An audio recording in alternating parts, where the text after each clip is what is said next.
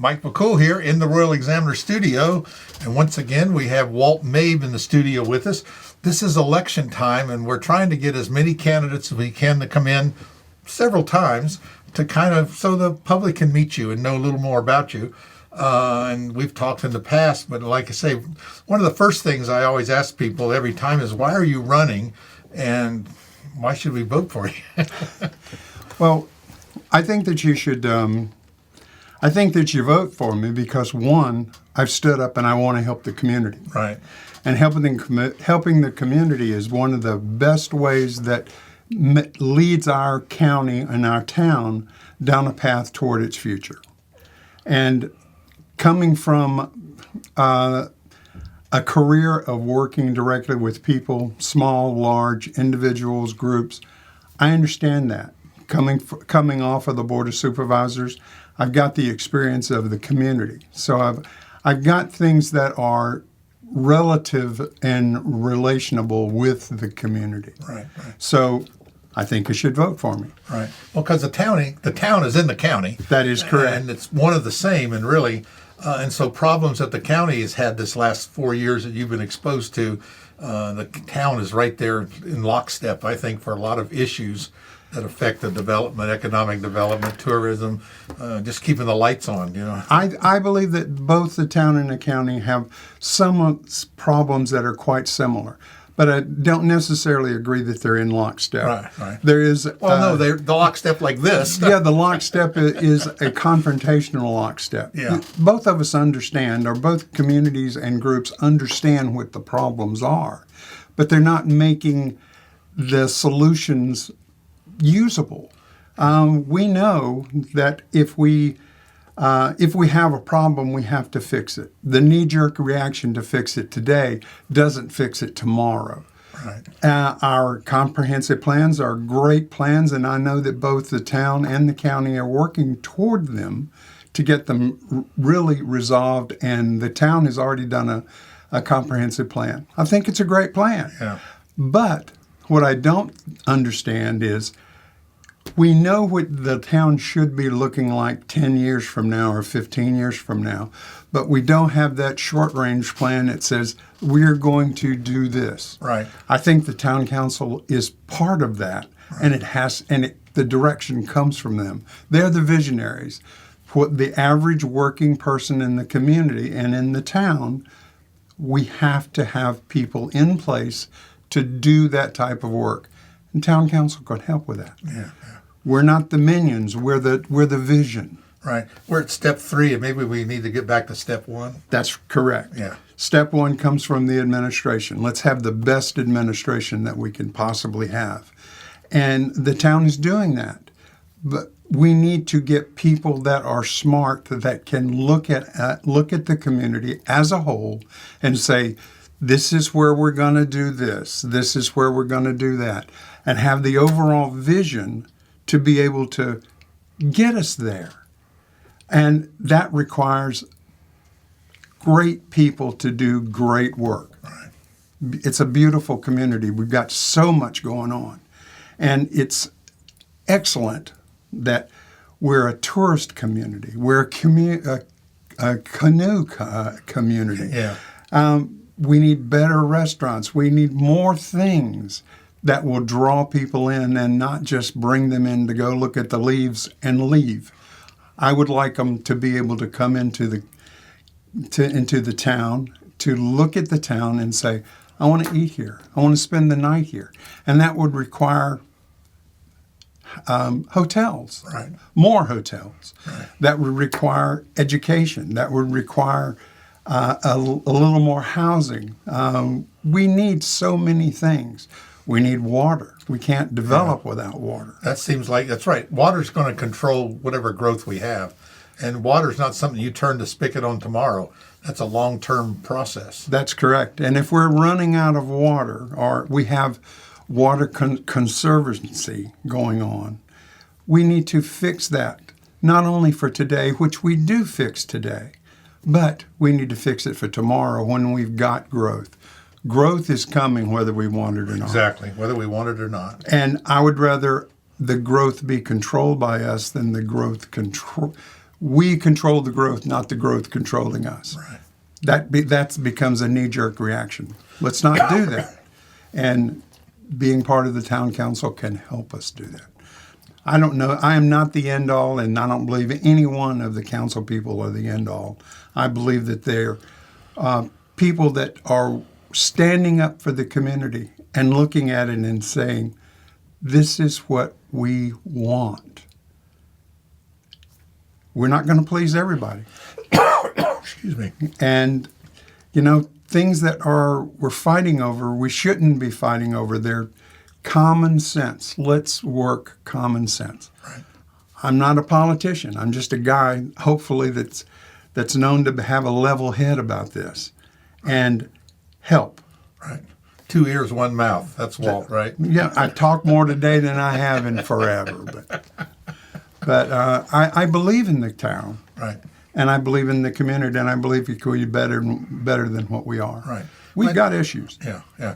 Well, like I said, you have served 4 years on the Board of Supervisors. That really opened your eyes. Yes, it Yeah. did. And you were the chairman for 1 year. That really opened your eyes. That really, and during a bad time too. Yeah. And it was a controversial time. And you never know what you're going to have to deal with on a daily basis or a monthly basis or even 6 months at a time. Right. You fight these problems and just get through them. And the knee-jerk reaction to approve it or disapprove it is not necessarily the right way. Sometimes you just got to say, I like the idea and understand what you're doing, but we need to really find out what's going on and listen to both sides. And listening to both sides gives our community a better handhold Right. and a direction going forward. Right. Our future depends upon the good solutions that we make, and we make that through good people. Yeah. Let's get some good people in here doing good jobs. Yeah. And we've got a great start. Right, right. So what's some of your life experiences? I'm just curious because I know some of the things you've done in the past, a lot of planning. I mean, that seems like, and we keep throwing that word out there. So planning, sometimes we don't get anything done, but, you have to plan and then. Yeah, you can only kick things down the road long enough. And we've done a lot of that. Now we've got to say, okay, we have a problem. How can we fix it? Right. Let's not think about it forever. Right. Let's think of the best solution for today and plan toward it. Right. And when you say planning, yeah, I've got a lot of experience planning. I worked in the telecommunications industry for years. Look what happened to that. It's like... And yeah, look at that. It's not like it was 20 years ago. Yeah, your life is surrounded by these now. Right. And that's a good thing. I've coming out of the military, became a E5 in a very short period of time, and I led people. And whenever you go into a conflict or whenever you go into a situation in the military, you've got some people that will stand up. I've always been one to stand up, and I got that type of experience. Right. I'm not a college-educated crazy politician. I'm not. I just don't believe in that. Right. What I am is a person that can sit back, analyze all of the sides that I can find, come up with the best solution at the time, which could change tomorrow. Sure, be willing to change. I think that's I see made for change. Sometimes you have to change. What was a great plan yesterday, when we have more information, sometimes, I forgot about that, or I didn't realize that, or somebody else did something that forces us to make a change. You're absolutely right. The feds come down, right? And I'm not a person that wants the government to try to control us. All of the issues that the politics have brought, yes, in some cases it belongs on this local level, but the local level is what starts the change. Right. I don't care what's happening around us. I care from a point of view that, yeah, it's going to affect us, but our community is ours. Right. It doesn't belong to X party. It doesn't belong to X religion. It belongs to every one of the people. And you're not going to please everybody. No. So let's please the most that we possibly can to make the best decision. Yeah. Town council does that. Right. Well, let's talk about the next step. When you make all this planning, it costs money. Yes, sir. Now, And no one wants to talk about raising taxes, but there's other ways to raise revenue. you're right. Raising revenue is a way to do that. And also reduce spending. Smart spending. Smart spending. I mean, I've listened to some conversations that go, why in the world am I going to do that? It's going to cost us money. It's not going to cost me very much because I'm a citizen of the town too. But as a whole, it costs us a whole lot of money. I mean, the town's got a huge budget. It is a big corporation, and it should be run like a corporation. People are coming in. Most of the people that are saying things are people that have been here forever. Now, we've got new people that are coming in that's going to make us grow, and we're going to make revenue off of them. But we can also make revenue off of more housing. We can have revenue off of things that can be accomplished, like everybody's hated the word data centers, but data centers generate income. But you got to put them in the right place. Right. You can't take away from this spot that could be housing to be a technology place. Right. Let's put the things in where they need to go to let our community build and build around us. Mm-hmm. We can keep the atmosphere of a rural community. We can keep it by having smart growth instead of forced growth, because growth is coming. And I'm thinking 5 years, 10 years down the road, we can build houses, but we can't or we should not let major corporations come in and build houses, because they will bring in the lumber, they will bring in the labor, they will bring in the insurance, they will bring in some cases, even food. I mean, and hotel stays and stuff where they're going to be here. And that money walks away from this community. Right. That's revenue. Right. And I hate to bring up the words of what I've heard of people saying, I don't want any taxes. All right? I get that. I get that a lot. No one wants any taxes. Nobody wants any taxes. But without taxes, I can't have the fire engine that's broken, because I don't have the extra money to buy one, because I need one, because it's 12 or 18 months into the future. But if I can't plan for that, if I don't have a contingency fund, which I don't believe that we have enough contingency fund. You can never run out of cash. You can never run out of cash, but we're only going to be able to get it through the things that we do. We've got to generate income. Tourism can do that. Inspection processes can do that. On new businesses. On new businesses, it can do that. Yeah. And you're not hurting the things that are making us grow. You're allowing us to grow smart. And to grow smart will generate more income and revenue for the town. And if you don't want your taxes to go up, we've got to figure out the way to make it not go up. Because what are you as the individual for our town, what are you willing to give up to keep your taxes low? Are you willing to keep up extra police that you need and want because of growth that's forced on you? Or do you need it to grow through the police department, through the fire department, through whatever? Want them potholes fixed? Yeah, get put potholes. Put those off another year? Yeah, you put them off another year, you just got more potholes. Yeah. But the only way that we're going to get it is through the income and revenue that we can generate. We have to generate income. I think you give value for what you do. People will pay for value. Yes, they will. I mean, if I have to say taxes need to be raised, there's got to be a reason, and people got to understand why the reason is. I want potholes fixed. I can't fix them without money, and for me to fix the potholes, or for whoever to fix the potholes, and if it's going to cost 2 cents or 3 cents more, hell, let's get the two cents and get some better roads. Right, right.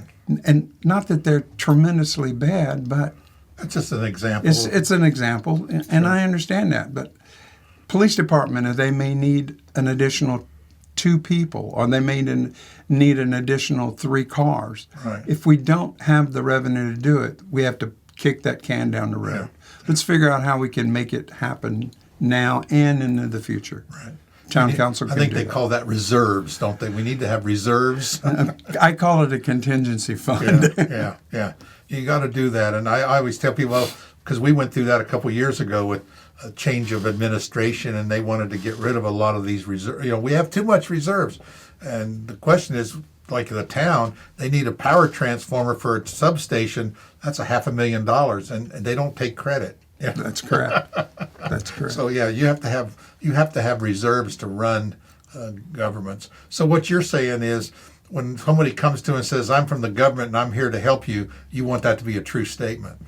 That is right. And right now it's not, I don't believe. Yeah. I mean, it appears that the government is here to take something away or convolute something that we can't do. I think everybody believes that. I mean, Well, we as a community and as the town of Front Royal, we can control our growth. We can control what is actually happening to make us a better community.